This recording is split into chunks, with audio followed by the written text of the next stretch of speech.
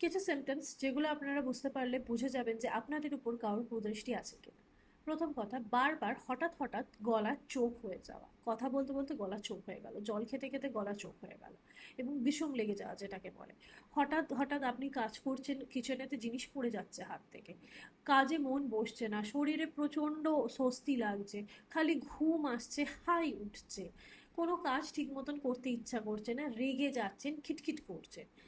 এছাড়াও আপনার বাড়িতে যদি দেখছেন যে কোনো ধরনের পেটস আছে, তারাও বারবার অসুস্থ হচ্ছে, বাড়ির ফিনান্স লস হচ্ছে, কোনো না কোনো কারণে কিছু না কিছু কাজ আটকে যাচ্ছে, ঠিক মতন কিছুই ঠিক মতন হচ্ছে না যাকে বলা যায়, তখন বুঝে যাবেন যে আপনাদের বাড়িতে বা আপনাদের উপর নজর লেগেছে। এই সমস্ত কিছু ক্লিয়ার করার জন্য বেস্ট হয় স্যালেনাইড অ্যান্ড ব্ল্যাক টার্মালাইনের হ্যাঙ্গিং, যেটা আপনারা লাগাতে পারেন নিজেদের বাড়িতে এনার্জাইজ করে। অবশ্যই উইদাউট এনার্জাইজ কাজ করবে না।